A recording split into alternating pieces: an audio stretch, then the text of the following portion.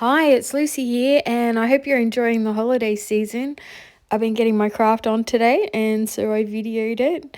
I'm using these background dies from In Love Arts. Well, actually, I'm only creating cards with two of them today, as I've run out of time if I want to post this video, but I will finish the other cards and post them as soon as I can. Okay, so to start with, these dies are all new to me, so I decided to die cut them out of white card first, just so I can see what I'll be creating with, and it'll help me choose the papers I want to use. I do love white accents, so they definitely won't be wasted. I'll use a lot of them, as you'll see. With this weave style die, I just need to pop out all the little squares so I can see what it'll look like as a background. I'm going to discard the squares this time, but if you create shaker cards, they'll make gorgeous little shaker pieces. I'm going to use this gorgeous paper collection from Uniquely Creative for my cards today. I'll use some of these flowers as well as some of the ephemera from the kit. Some came already cut and ready to use, and some I fussy cut from the papers. Now, to roughly choose what embellishments I'll add, this will then help me decide which papers I'll use for the backgrounds. This kit is so bright and fresh. It's called Flowering Utopia, and I'm so happy to be creating with it again. As you may remember, I recently picked 3 winners of the $15 vouchers In Love Arts generously gave me, but sadly for one winner, they still haven't contacted me. So luckily for everyone else, I'll be picking a new winner in this video. And if you love these background dies or the paper collection, I'll have product links in the description below. In Love Arts also generously give my viewers a 25% discount by using my special code at checkout. The code is Lucy25, and I'll also have these details in the description below, so you don't need to remember. Okay, I'm just about done. I usually change things up anyway, but this gives me a great starting point. They already look nice, don't they? So now to choose the papers, and I like these bluey purple and pink scraps I have, so that's an easy choice. Next, I really like the white weave looks, so I want a nice colour to show through from underneath. I love this ombre paper. That will go beautifully with the freshness of the white, but spoiler alert, I changed it up.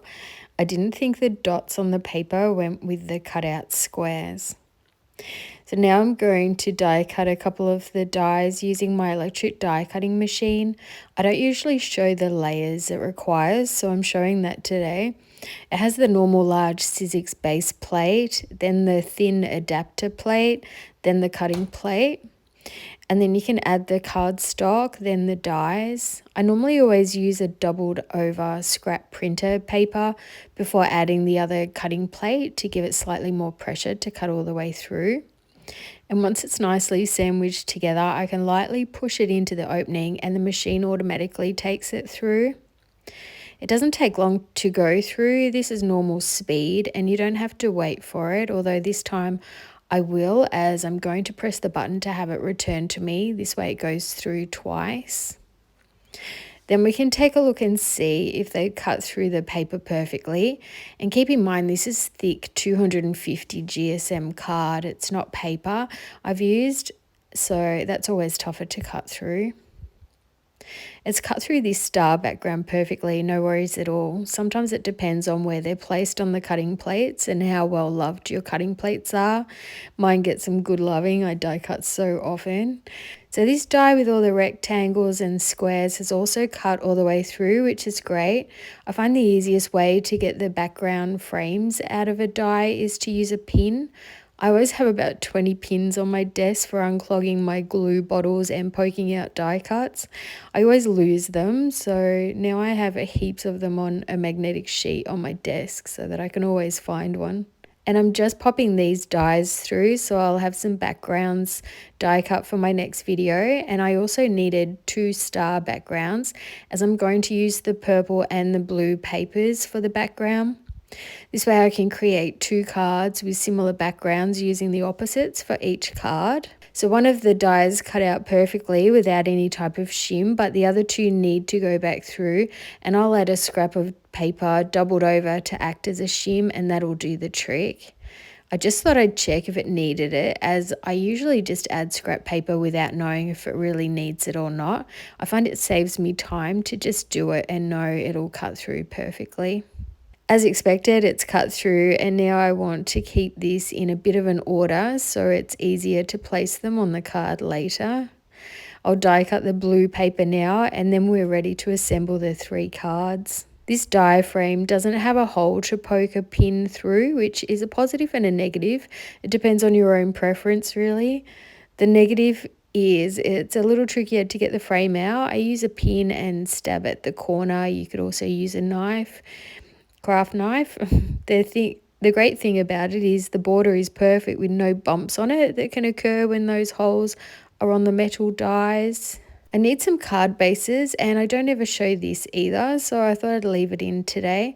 I use an A4 or a business sized card that's 300 GSM in weight, and I cut them in half, which I've already done. Then I'll score them in half, which is at 4 1/8 of an inch. I have a very old metal thing which I use as I ruin plastic scorers somehow, so this tool is perfect for me. Then I'll use my bone folder to crease the fold better, and my card bases are made. I usually make about 30 to 50 in one go as I create so much. So onto the first card, and I'm going to not waste the blue and purple frames, so I'm going to add them under the white frame to give it height and sturdiness. If you want to even be more paper conscious, you can use these on other cards and use the white cutouts as well. My main focus here is gluing the outer frame and any of the star ends. I want them all sealed together. I'm not sure if I mentioned already, but these dies are from In Love Arts, and they also have these metal tipped bottles that you can purchase as well. They ship internationally and they have free shipping over $29 US, I think, as well. So now they're all glued together, and I'm going to add them to some scrap paper using my double-sided tape. This one is 10 centimeters wide, and it comes in so handy with these background inlay type of dies. It's the perfect width, as most of the background dies are just shy of that size. 10 centimeters is almost equal to 4 inches. Now all the inlay areas have the adhesive on them ready to easily add the inlay pieces. But if you don't have this type of tape, you can always use glue and add some to each area as you go. Just don't add too much or you may get that bubbling effect lots of glue gives. I'll pop the hot air balloon embellishment on top to see what type of pink and purpley blue pattern I want. We could do alternative spaces or 2 in a row together or all one color, but I think because it's a hot air balloon, it should be the blue at the top, like it's a sky or something. So I've created with this kit before, and you can see those cards on one of my recent videos called Craft Items I Love 2023. Maybe you watched it already. If not, it has loads of card designs and inspiration. I don't just show the items that I love. So I'll just use my craft knife to cut around the frame. You can use your trimmer if that's more comfortable for you. Then I can adhere it to the card front with double-sided tape. I'll use some foam dots to add some height to the hot air balloon and also to half of the sentiment so it's even in height with the balloon. And I'll add a little glue too. I want to add a couple of extra flowers as well, so I'll add some foam dots to them. To save money, I like to cut the dots in half wherever possible. Now I'm trying to decide where to add them, and I feel they go best on top of the balloon flowers. This gives some great added interest to the balloon. The whole bunch of flowers now feels three-dimensional. And I know they're in the perfect place as I've added them over the top of the same flower design and colour. I'll add some pearls to this card and then it's finished. Do you like how this has turned out? I think the background die goes really well with the hot air balloon. And here's another version where I've used up the other pieces of the pink and blue paper die cut pieces. I added a huge flower cluster, the sweet bird, a thank you sentiment this time, and then I finished it off with some white Nuvo drops. The frame on this one doesn't have all the layers, so it's more of a flat background in comparison to the other card, but it's not that noticeable. I just love to show you different ways of doing things so you can choose what's best for you. Now for a completely different card, and I've used the weave background die. It's quite subtle, but it still gives a lovely look. I'm trying to decide what paper to go under the white paper, but I realized the polka dots pattern doesn't really complement the weave with the little square cutouts, so I checked the other side of this paper and it's perfect. I love this peachy hue of this part of the paper, and so I don't waste any of this sheet. I'll add double-sided tape to my card front, then join the paper and card together and cut around it. You could also use a rectangle die for this. I'm going to add thin foam strips to the paper, and instead of leaving the strips in one long strip, I'll cut them up so I can make them go a little further on my project. It will still sit perfectly even if you use a good amount of foam or foam tape. If we're too stingy with it, you may get uneven bumps. I'm going to cut the bottom of the card so it's more even, but I really didn't need to, and I won't next time. The dies are to suit US card sizes, but it's close enough that we Aussies don't need to worry about it too much. This sentiment die says have a fabulous birthday, and it also includes a shadow die. It comes in a set. I'm not keen on the hot pink for this card, so I'll die cut it out of rose gold to give a little pizzazz to it. And first I'll add some double-sided tape to the rose gold card so my sentiment has a sticky backing when it's cut. Sometimes this is easier than gluing all the little letters, but this sentiment did have a lot of words with holes in it, so getting rid of lots of the sticky little holes probably wasn't worth doing it in the end. It's a lot easier to use without the adhesive. I'm making this card for my son's girlfriend Emma, whose birthday is between Christmas and New Year. I wanted to add her name, but after trying different alphas, I preferred it without, so I've left it off the video. I'll move the flowers around a little until I'm happy with the placement, then I can glue them all down.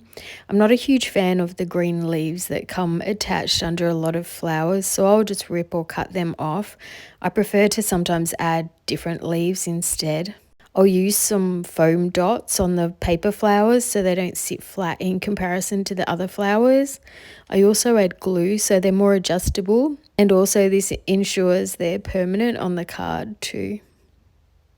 Oh, I'm drawing a new winner in a second too. I'll add some Nuvo crystal drops in gloss called Bubblegum Blush, and then the card is finished. And once I've finished adding the drops, I'm going to whack the card on top of the Nuvo bottle so the drops make perfect circles. And then here's the finished card. Do you have a favourite card or background die that you preferred?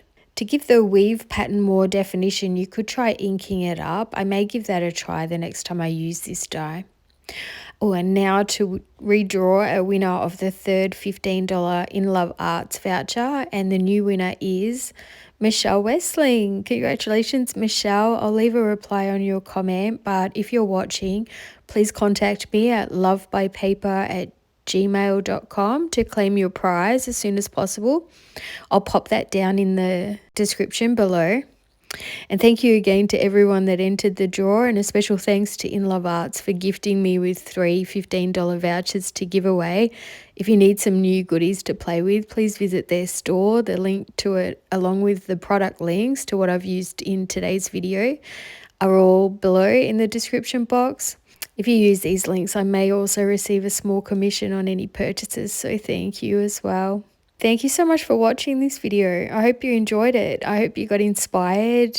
Please give it a thumbs up if you did.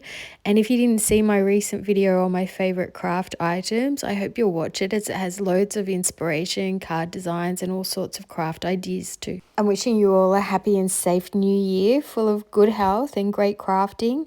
And I'll see you in the new year. Bye for now.